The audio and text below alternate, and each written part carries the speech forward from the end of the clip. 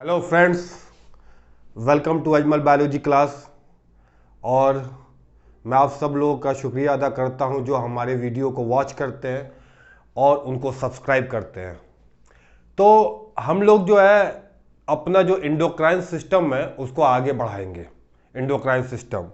और उम्मीद करता हूं कि पहला और दूसरा वीडियो आपको पसंद आया होगा और आप लोगों का कॉन्सेप्ट जो है क्लियर हुआ होगा।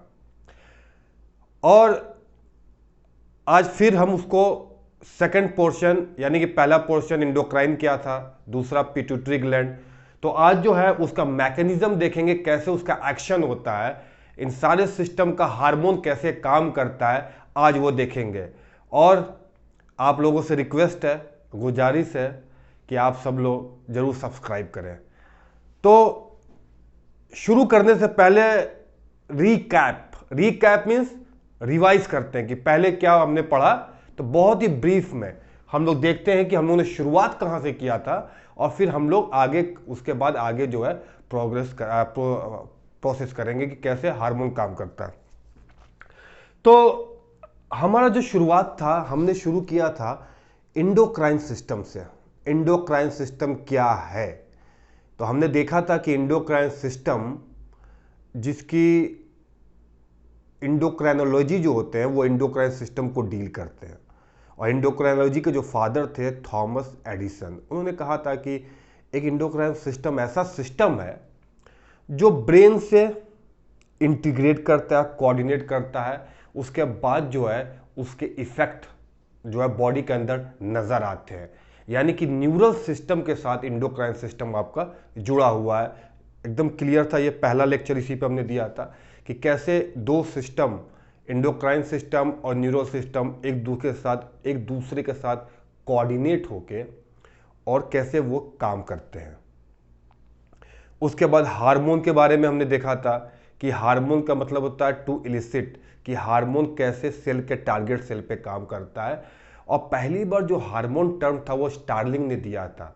और मालूम है आपको, पहला जो हार्मोन था हमें जब पता चला था तो पहला हार्मोन सिक्रेटिन, हमने जाना था कि जो पहला हार्मोन है वो सिक्रेटिन होता है। तो हम जो है रिकैप करते हैं। Let start our lecture. हमने देखा था कि ब्रेन, ये था ब्रेन, और ये ब्रेन का जो है हाइपोथैलेमस पार्ट था, हाइपोथैलेमस। ये हाइपोथैलेमस जो है इसके साथ अटैच होता है आपका पिट्यूटरी ग्लैंड, इसके साथ अटैच होता है पिट्यूटरी ग्लैंड। यानी कि ये हाइपोथैलेमस के साथ इसकी जो है डीलिंग होती है, यानी कि ये हाइपोथैलेमस का पार्ट है, इसके साथ जो है ये आपका पिट्यूटरी ग्लैंड जो है ये आपका यहाँ पे अटैच है, जो कि ऑलरेडी हमने बता चुका हूँ।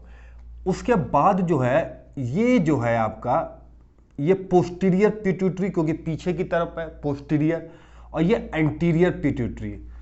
बेसिकली ये रिवीजन है जो हम पढ़ चुके हैं। तो आज हमने जो है सबको एक जगह समराइज कर दिया है।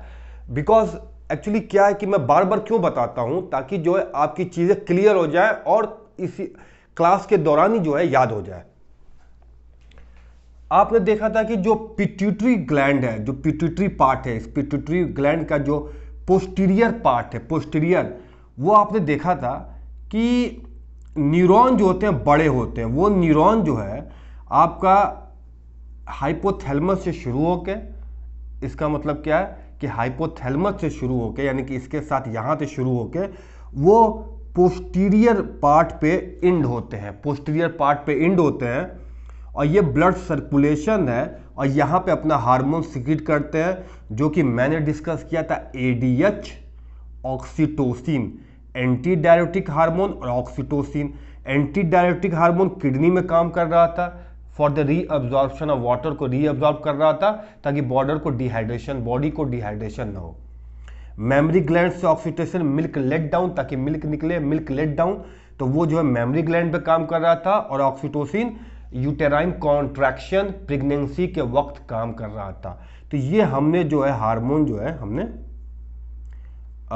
हमने देखा था ऑक्सीटोसिन का और एडीएच का, जो कि पोस्टीरियर का पार्ट था। उसके बाद हमने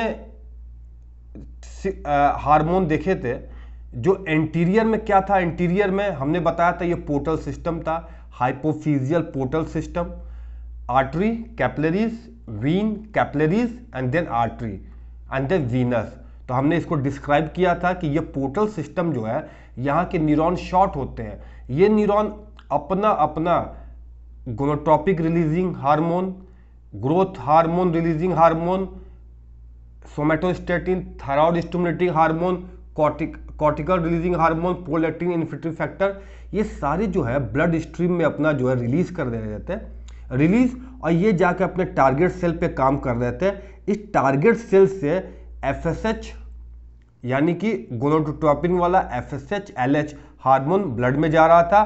ब्लड से एफएसएच क्या कर रहा था, टेस्टिस, टेस्टोस्टेरोन, फीमेल में ovulation, ovary, secretion of progesterone and estrogen, और ग्रोथ हार्मोन बोन में काम कर रहा था, मसल्स में lipolysis and protein synthesis, TSH thyroid gland में, T3, T4 adrenal gland glucocorticoids के लिए, प्रोलैक्टिन, ये है प्रोलैक्टिन मिल्क का प्रोडक्शन के लिए, और ये जो है मेलाटोनिन जो स्किन का कलर जो है आपको प्रोवाइड कर रहा था, मेलाटोनिन हार्मोन। तो ये सारे हार्मोन हमने लेक्चर 2 में किया था। यानी कि स्टेप नंबर 1 अगर हम देखें तो ये जो हार्मोन है, अगर एंटीरियर पिट्यूटरी की बात करें तो ये जो हार्मोन है, ये हार्मोन इसमें जो है ग्रोथ फैक्टर रिलीज करते हैं। पहला गोनाडोट्रोपिक जो यहाँ पे इस सेल पे बाइंड करता है, ये क्या है, गोनाडोट्रोप्स है, बाइंड करके एफएसएच एलएच। ग्रोथ हार्मोन सोमेटोट्रोप्स पे बाइंड करता है, रिलीज करता है ग्रोथ हार्मोन।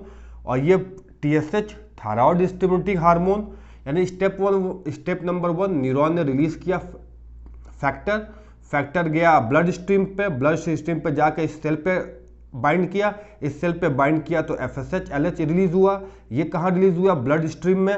अब ब्लड स्ट्रीम से जाके कोई बोन पे काम कर रहा है, कोई मसल पे काम कर रहा है, कोई फैट पे काम कर रहा है, कोई प्रोटीन बना रहा है।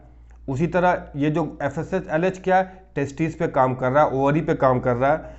थायराइड किस पे काम करता है, थायराइड ग्लैंड पे काम करता है। एडिनल कॉर्टिकोथायराइड हार्मोन किस पे काम करता है, ग्लूकोकॉर्टिकॉइड्स पे। प्रोलैक्टिन किस पे काम करता है, मेमोरी ग्लैंड में, प्रोडक्शन ऑफ मिल्क। और मेलाटोनिन किस पे काम करता है, skin, that is for the colour of skin जो आपका होता है, वो मेलाटोनिन जो है डिसाइड करता है। यानी कि होल समरी जो है इसका क्या है, होल समरी ये है कि ब्रेन में जो हाइपोथैलेमस पार्ट है, वो हाइपोथैलेमस पार्ट जो है वो जुड़ा होता है पिट्यूटरी ग्लैंड में। और पिट्यूटरी ग्लैंड का पोस्टीरियर पार्ट में जो हार्मोन होते हैं, वो जो न्यूरॉन होते हैं, वो न्यूरॉन रिलीज कर देते हैं एडीएच ऑक्सीटोसिन। वो न्यूरॉन की देखिए लंबाई बहुत बड़ी है, वो डायरेक्ट जो होते हैं पोस्टीरियर में खुलते हैं, डायरेक्ट पोस्टीरियर में, एडीएच ऑक्सीटोसिन।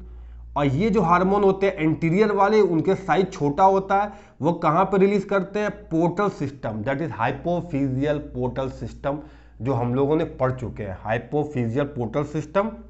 और ये हाइपोफिजियल पोर्टल सिस्टम जो है बाइंड करते हैं गोनाडोट्रोप्स, सोमेटोट्रोप्स, थायरोट्रोप्स, और उसके बाद जो है आपका ये प्रोलैक्टिन इन्हिबिटरी फैक्टर, और देन कॉर्टिकोट्रोप्स। तो इस तरह से करके ये आपके सारे सेल्स पे बाइंड होते हैं, और ये हार्मोन रिलीज करता है ब्लड स्ट्रीम में, और ये जाके अपने अपने टारगेट टिश्यू पे काम करते हैं। तो ये था हमारा समरी जो लेक्चर 1 में हमने डिटेल में बताया था। डिटेल, अब आगे बढ़ते हैं। अब ये ग्रोथ हार्मोन है, अब देखते हैं कि ग्रोथ हार्मोन काम कैसे करता है। तो ये ग्रोथ हार्मोन हमने यहां दिखाया है कि ग्रोथ हार्मोन, इसका मतलब ये जो है सोमेटोट्रोप्स सेल है, सोमेटोट्रोप्स जो ग्रोथ हार्मोन रिलीज करेगा, ये आपका है ग्रोथ हार्मोन ब्लड स्ट्रीम में। क्या है ग्रोथ हार्मोन। अब इस ग्रोथ हार्मोन का जो काम है, एक तो काम ये है कि ग्रोथ हार्मोन जो है, ग्रोथ हार्मोन बहुत ही इंपॉर्टेंट पार्ट है। पहली चीज ये कि ग्रोथ हार्मोन जो है पेप्टाइड है।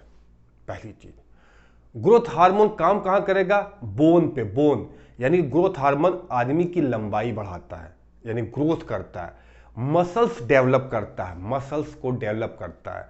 और ग्रोथ हार्मोन का जो एक बहुत ही इंपॉर्टेंट फंक्शन है वो ये है कि लाइपोलिसिस, यानी कि लिपिड को जो है ये ब्रेक डाउन करता है, लिपिड को। तो बॉडी के अंदर लिपिड का ब्रेकडाउन होगा और मसल्स डेवलप होगा और बॉडी लीन एंड थीन होगी। तो ये आपका है ग्रोथ हार्मोन। अगर पीछे की तरफ चले तो ग्रोथ हार्मोन आया कैसे, तो ग्रोथ हार्मोन पीछे चले तो ग्रोथ हार्मोन ब्लड में था।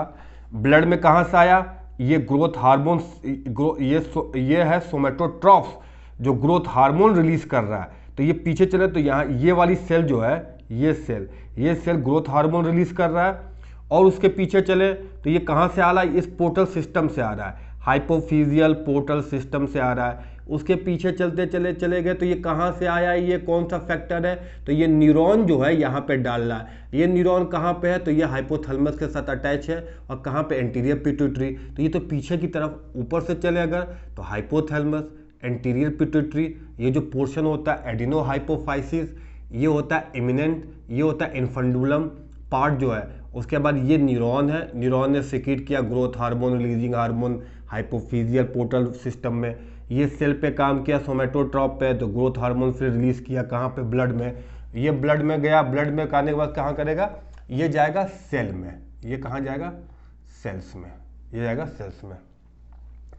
और ये सोमेटोट्रॉप्स और या सोमेटोमेडिन दोनों का काम एक ही है, बस फर्क ये है कि कभी कभी ग्रोथ हार्मोन इस पे टारगेट नहीं करता। ग्रोथ हार्मोन कभी कभी लीवर पे टारगेट करता है, और लीवर जो है वो सोमेटोमेडिन रिलीज करता है, और वो जो है सेल के अंदर एक्शन में काम आता है। अब देखिए क्या है, ये रिसेप्टर है, ये क्या है, रिसेप्टर, ग्रोथ हार्मोन रिसेप्टर पे बाइंड करता है। ये अंदर का न्यूक्लियस है, और फंक्शन क्या है इस सेल का, या तो मेटाबॉलिज्म होगा यानी कि लिपिड का ब्रेकडाउन जिसको कैटाबोलिक बोलते हैं, किसी चीज़ का भी ब्रेकडाउन होता है उसको कैटाबोलिक बोलते हैं। और अगर किसी चीज़ का सिंथेसिस होता है, जैसे प्रोटीन का सिंथेसिस होगा तो क्या बोलेंगे, एनाबोलिक बोलेंगे, एनाबोलिक।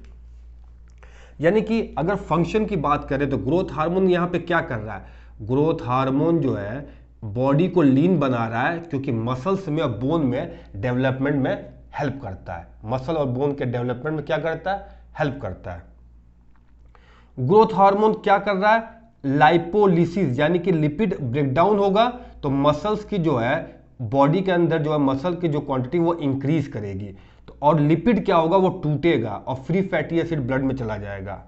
अमाइनो एसिड जो ब्लड में होता है उसको अमाइनो एसिड को लेके ग्रोथ हार्मोन क्या करता है, प्रोटीन बनाता है। तो प्रोटीन भी जो है मसल्स में काम आता है, ठीक है।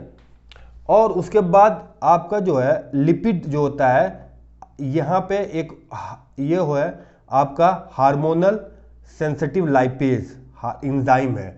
जो हमने बोला कि लिपिड का ब्रेकडाउन कौन करता है, कि इंजाइम है जिसको बोलते हैं hormone sensitive lipase. Hormone sensitive lipase lipid क्या करता है, उसको फ्री फैटी एसिड में ब्रेक डाउन कर देता है, ताकि बॉडी के अंदर लिपिड जो है डिपोजिशन ना हो। चौथा फंक्शन देखिए, ये क्या करता है, ग्लूकोज का जो सेल्स के अंदर ग्लूकोज है उसको जाने नहीं देता है, और प्लाज्मा में ग्लूकोज का लेवल बढ़ जाता है। इसीलिए ग्रोथ हार्मोन को डायबिटोजेनिक बोलते हैं, डायबिटोजेनिक। और जिसकी वजह से ग्लाइकोसूरिया हो जाता है। ग्लाइकोसूरिया यानी कि यूरिन में ग्लूकोज का ज़्यादा आना, ग्लाइकोसूरिया, तो इसको डायबिटोजेनिक का ये काम करता है। इसको क्या होता है, इसको डायबिटोजेनिक, ये डायबिटीज इंड्यूस करता है, डायबिटीज इंड्यूस करता है। तो यहाँ पे जो सबसे इंपॉर्टेंट पोर्शन पार्ट है ग्रोथ हार्मोन का फंक्शन, कि सबसे बड़ी बात ये है जो कॉन्सेप्ट है उसे समझना बहुत जरूरी है। कि कॉन्सेप्ट कैसे समझे, कॉन्सेप्ट ऐसे समझे कि ब्रेन से न्यूरॉन ने रिलीज किया एक factor, growth hormone, releasing hormone. अब देखिए बॉडी के अंदर कैसे कैसे जा रहा है, ब्रेन है, ब्रेन में जो है आपका जुड़ा हुआ पिट्यूटरी ग्लैंड है, हाइपोथैलेमस, उसके अंदर न्यूरॉन होगा तो वो न्यूरॉन रिलीज कर रहा है ग्रोथ हार्मोन, रिलीजिंग हार्मोन, कहाँ पे, ब्लड में, हाइपोफिजियल पोर्टल सिस्टम में। वो हाइपोफिजियल पोर्टल सिस्टम में जा रहा है, सेल को बता रहा है कि तुम रिलीज करो ग्रोथ हार्मोन, और ये ग्रोथ हार्मोन फिर ब्लड में जा रहा है, और ग्रोथ हार्मोन का फिर जो काम है, फंक्शन है, वो टारगेट टिश्यू पे काम कर रहा है। तो वो क्या करता है, टारगेट टिश्यू पे काम करता है।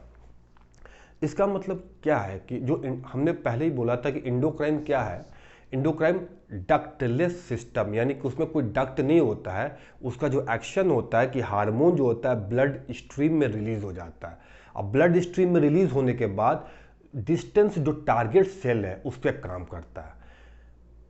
बहुत इंपॉर्टेंट पॉइंट, हार्मोन का, हर हार्मोन का अपना एक सेल होता है, स्पेसिफिक होता है वो हार्मोन वहां जाके बाइंड करता है, हर हार्मोन। और हार्मोन की जो ये नहीं है कि एक बार सीक्रेट हो गया तो बॉडी के अंदर रहता है, नहीं, वो कैटाबोलाइज हो जाता है किडनी में जाके। तो हार्मोन का एक लाइफ स्पेन होता है, वो उसी के दौरान जाके जो है टारगेट पे काम करेगा। जब उसका काम खत्म हो जाएगा तो हार्मोन ब्लड के अंदर खत्म हो जाएगा, वो कैटाबोलाइज हो जाएगा। तो ये है हार्मोनल सिस्टम। तो ये है पिट्यूटरी ग्लैंड से निकला हुआ एक ऐसा फैक्टर, और वो होता है ग्रोथ हार्मोन, जो कि हमारी बॉडी जो लंबी चौड़ी जो दिखते हैं हम लोग, वो कैसे बड़ा होता है, वो ग्रोथ हार्मोन की वजह से बड़ा होता है। और आजकल तो अगर जिसकी साइज छोटा है उसको ग्रोथ हार्मोन भी अवेलेबल है मार्केट में, लोग ग्रोथ हार्मोन भी लेते हैं। आजकल जेनेटिक इंजीनियर के जरिए ग्रोथ हार्मोन बड़ी आसानी से इकोलाई के अंदर बनाया जाता है। तो खैर ये बात है। अब जो ग्रोथ हार्मोन के जो फंक्शन मैं बार बार बोल रहा हूँ कि बोन में काम होता है, बोन, हड्डी में, बोन को बढ़ाता है। जाहिर सी बात है, बेबी से जो है प्यूबरिटी से एडोलसेंस से मीन्स फुल जाइंट मैन कैसे बनता है, तो बोन का साइज बढ़ता है। आपको पता होगा कि बोन जो होता है वो उसके 3 पार्ट होते हैं, एपीफाइसिस, मेटाफाइसिस एंड डायाफाइसिस। तो ये एपीफाइसिस बढ़ता है, मेटाफाइसिस बढ़ता है, यानी कि ग्रोथ हार्मोन जो होता है बोन को लार्ज करता है, बड़ा करता है, बोन को बड़ा करता है। एपीफाइसिस को और मेटाफाइसिस डायफाइसिस, इसमें क्या होता है, बढ़ता चला जाता है और बोन की साइज जो है वो बढ़ता चला जाता है। तो ग्रोथ हार्मोन नहीं होगा तो बोन का साइज जो है इंक्रीज नहीं होगा, बोन का साइज नहीं इंक्रीज होगा। तो ये ग्रोथ हार्मोन का बहुत इंपॉर्टेंट फंक्शन है। दूसरा है आपका मसल्स। वो क्या करता है कि बॉडी के अंदर मसल्स जो है उसका कॉन्सेंट्रेशन को इंक्रीज करता है और लिपिड को ख़त्म करता है, लाइपोलिसिस यानी लिपिड को डिसॉल्व करता है, ताकि बॉडी अच्छी दिखे। जहाँ जहाँ पे बॉडी के अंदर लिपिड होगा इन अप्रोप्रिएट जगह पे, यानी कि जो कि खराब दिखेगा, मोटापन खत्म करने के लिए, वहाँ पे ये जाके काम करता है। और लाइपोलिसिस, लाइपो मतलब लिपिड, लाइसिस मतलब ब्रेकडाउन, तो ब्रेकडाउन ऑफ लाइपोलिसिस। और बॉडी को लीन मास करने के लिए, फिट करने के लिए प्रोटीन चाहिए, तो प्रोटीन की सिंथेसिस करता है। इसीलिए हम कहते हैं कि ग्रोथ हार्मोन जो है वो कैटाबॉलिक एंड एनाबॉलिक दोनों तरीके से काम करता है। कैटाबॉलिक लिपिड को ब्रेक डाउन करता है और एनाबॉलिक जो है वहीं पे प्रोटीन की सिंथेसिस करता है, मसल्स को बढ़ाता है, बोन के ग्रोथ को बढ़ाता है। लेकिन इसका जो है डीमेरिट जो है सबसे बड़ा इंपॉर्टेंट, इसको डायबिटोजेनिक भी कहते हैं। डायबिटोजेनिक इसलिए कहते हैं क्योंकि ये सेल के अंदर जो है, जो ग्लूकोज क्या है सेल के अंदर जाना चाहिए, और हमें पता है कि ग्लूकोज सेल के अंदर जाता है तो ग्लाइकोलिसिस होती है, फिर क्रेब्स साइकिल होता है, फिर ऑक्सीडेटिव फॉस्फोराइलेशन होता है, तो एटीपी जनरेट होता है जो कि सेल को ज़रूरी है। लेकिन उसी दौरान ग्रोथ हार्मोन जो है वो आपको सेल के अंदर ग्लूकोज को नहीं जाने देता है। तो जब ग्लूकोज आपका सेल के अंदर नहीं जाएगा तो ब्लड के अंदर ग्लूकोज का लेवल बढ़ जाएगा, और जब ब्लड के अंदर ग्लूकोज का लेवल इंक्रीज कर जाएगा तो जाहिर सी बात है अब आप जो है डायबिटीज़ के करीब जा रहे हैं। तो इसलिए उस आदमी को ग्रोथ हार्मोन अगर बहुत ज़्यादा सीक्रेट हो रहा है तो उस आदमी को डायबिटीज़ मेलाइटस हो जाता है, वो डायबिटीज़ हो जाती है उस आदमी को। इसलिए इस हार्मोन को डायबिटोजेनिक हार्मोन भी कहते हैं। क्लियर? ओके। तो ये तो रहा हमारा लेक्चर 1 में हमने डिफाइन किया था, लेक्चर 1 में, और ये जो है लेक्चर 2 में हमने भी इसको बताया था। तो ये हमारा रिकैप हो गया, एक तरह से रिवीजन हो गया। अब आइए इसका एक्शन। बहुत ही इंपॉर्टेंट पोर्शन है ये, बहुत ही important portion, extremely important portion है। एक्शन क्या होता है? अब ये क्या होता है कि जो हार्मोन होते हैं वो 2 तरह के हार्मोन होते हैं। एक होता है पेप्टाइड, एक होता है steroid hormone, steroids hormone, steroids hormone होते हैं। तो एक होता है वाटर सॉल्युबल। अब हम जो है अब ये बात कर रहे हैं कि ये अंदर का मैकेनिज्म, इस सेल के अंदर का मैकेनिज्म, यानी कि यहाँ पे इस सेल के अंदर का मैकेनिज्म जो है हम यहाँ पे डिफाइन कर रहे हैं। ये तो एक तरह से कॉन्सेप्ट क्लियर हो गया। अब इस सेल के अंदर कैसे क्या होता है वो हम देखते हैं। सबसे खास बात, अगर किसी भी सेल को आप पढ़ें, किसी भी सेल को, यानी कि हमने जितने हार्मोन बताए, सपोज करिए चाहे इंसुलिन हो, चाहे प्रोलैक्टिन हो, चाहे एफएसएच हो, follicle stimulating hormone, luteinizing hormone, epinephrine, nor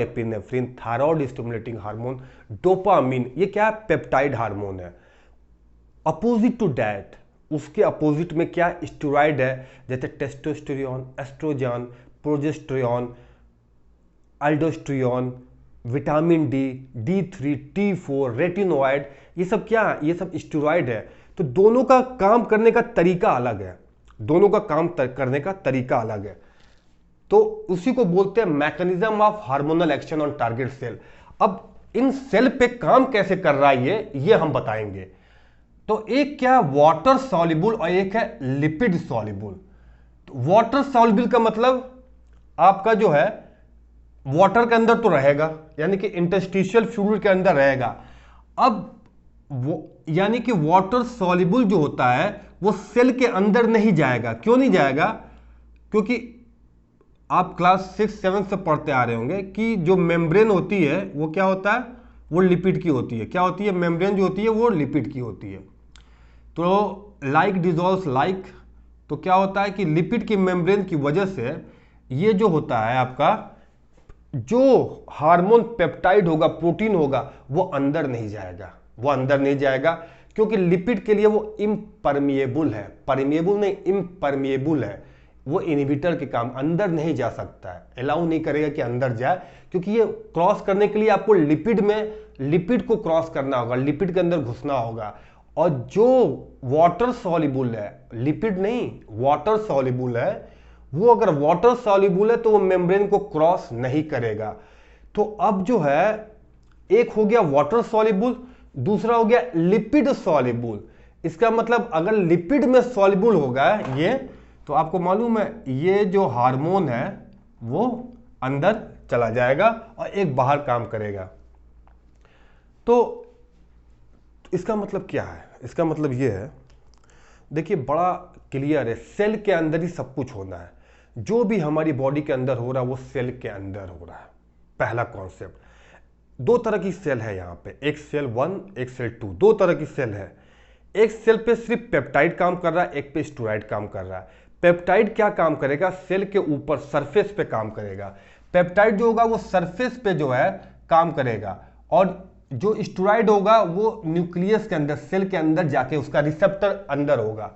तो यानी कि ये क्या है? लाइगेंड है, और ये क्या है? ये भी लाइगेंड है।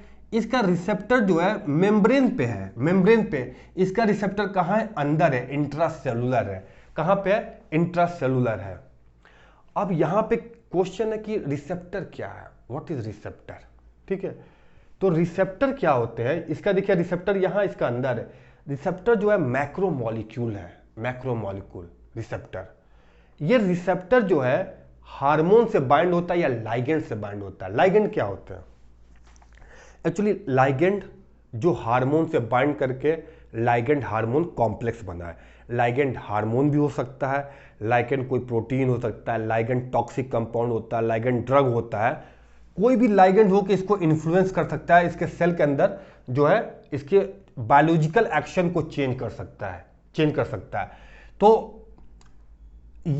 तो पहला हम डिस्कस करते हैं वाटर सॉल्युबल। पहला क्या है? Water soluble. तो वाटर सॉल्युबल अगर कोई है तो वो क्या होगा? वाटर सॉल्युबल वो अंदर नहीं जाएगा, अंदर नहीं जा सकता वाटर सॉल्युबल।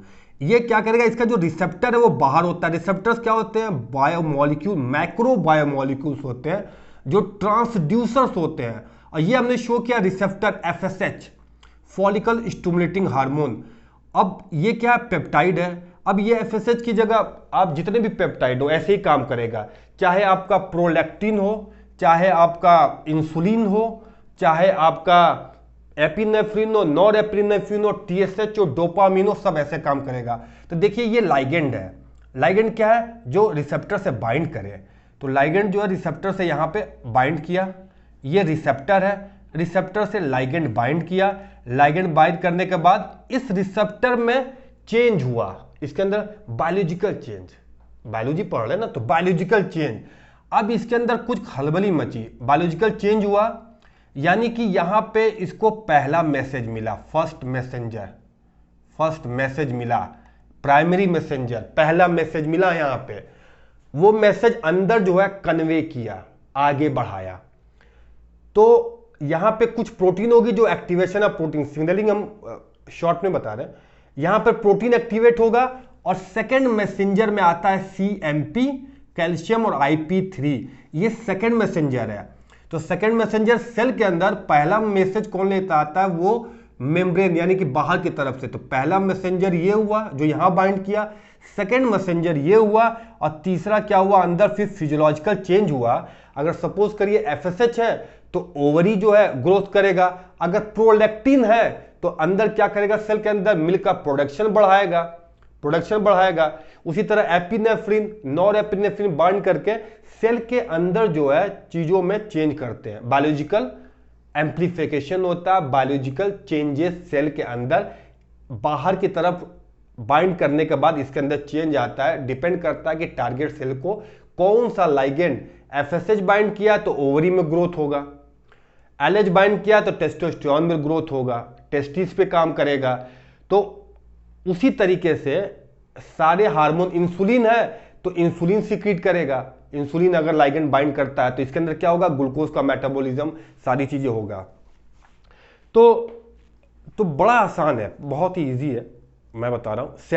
सेल है, सेल के ऊपर रिसेप्टर है, ठीक है, सेल के ऊपर रिसेप्टर है, रिसेप्टर पे जाके बाइंड करता है आपका कौन, लाइगेंड, कोई भी हार्मोन जाके बाइंड करता है। जब हार्मोन रिसेप्टर पे बाइंड करेगा, जैसे मान लीजिए कि कॉल बेल लगी है घर के बाहर, कॉल बेल क्या है, वो रिसेप्टर है, किसी ने उसको दबाया, वो क्या, लाइगेंड है, यानी उंगली से दबाया तो ये हार्मोन है।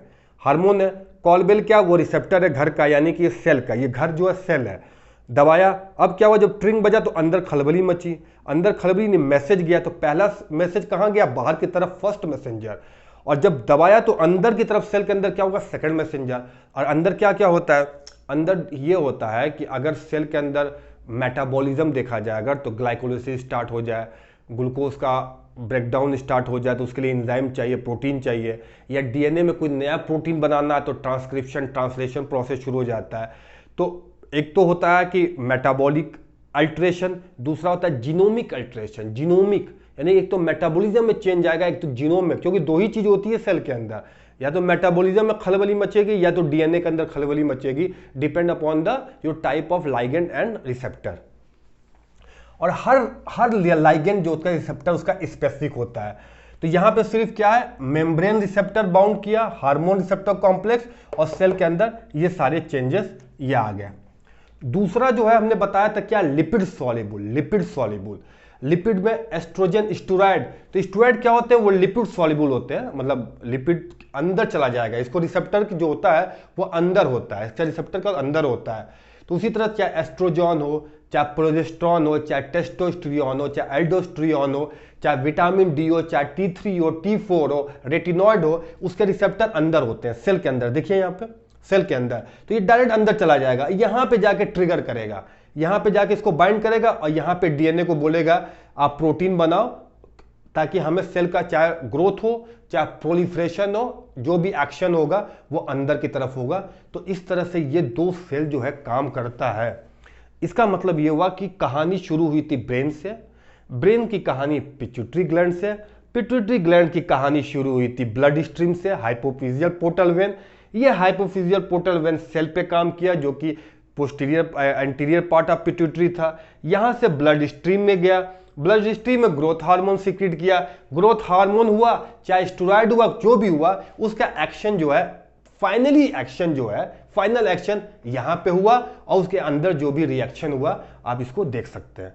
तो ये था आपका मैकेनिज्म जो कि यहां से शुरू होके, ये देखिए step number 1 brain hypothalamus, step number 2 portal system hypophysis pituitary gland, step number 3 blood stream, step number 4 action on the target cell. कितना आसान है, एक पाथ है जो कि बहुत ही इजी वे में, कोई भी चीज जो है सिंक्रोनाइज वे में है। कोई ऐसा नहीं है कि यहां पे क्या हो रहा है, यहां पे क्या हो रहा है, यहां पे नहीं, एक सिस्टम चला आ रहा है, एक ब्रेन के जरिए, पिट्यूटरी ग्लैंड के जरिए, ब्लड वेसल्स के जरिए, ब्लड स्ट्रीम के जरिए टारगेट टिश्यू पे काम कर रहा है। तो एक सिस्टम है जो कि बहुत ही ऑर्गेनाइज सिस्टम है। बॉडी ने, नेचर ने इतना खूबसूरत सिस्टम बनाया है कि कोई भी चीज ऐसे वैसे नहीं है, हर चीज का step number 1, step number 2, step number 3, step number 4 के जरिए ही बनाया है। बॉडी के अंदर जो भी चीज अभी प्रेजेंट टाइम में काम कर रहा है। ओके, फाइनली अब क्या करते हैं, फाइनल जो पोर्शन और रैपअप करते हैं, डिजीज के बारे में बात करें। इससे जो रिलेटेड डिजीज है हम यहाँ पे बेसिकली डिस्कस करेंगे ग्रोथ हार्मोन, सोमैटोट्रोपिक हार्मोन जो है उससे रिलेटेड डिजीज क्या है, डॉर्फिज्म, जायंटिज्म एंड एक्रोमिगैली। ओके, जायजेंटिज्म एंड एक्रोमिगैली, ये डिजीज बहुत इंपॉर्टेंट है। बड़ा आसान है, बहुत आसान है। हाइपोसिक्रीशन, हाइपो मतलब कम, सिक्रीशन मतलब कम, रिलीज। तो अगर ग्रोथ हार्मोन कम रिलीज होगा तो हमारी हाइट क्या होगी, छोटी हो जाएगी। हाइट क्या होगी, छोटी हो जाएगी। तो ग्रोथ हार्मोन अगर कम सिक्रीट होगा तो साइज छोटा हो जाता है। साइज छोटा होने का मतलब क्या होता है कि ग्रोथ हार्मोन कम रिलीज हुआ तो जो हमने बताया था, जो बोन है, बोन काम किस पे कर रहा है, एपिफाइसिस, मेटाफाइसिस, इसको इलोंगेट कर रहा है, ये बड़ा होता है। तो बोन पे काम कर रहा है, तो अगर ग्रोथ हार्मोन ही नहीं होगा तो बोन बड़ा नहीं होगा, तो साइज छोटा हो जाएगा, उसको बोलते हैं डॉर्फिज्म।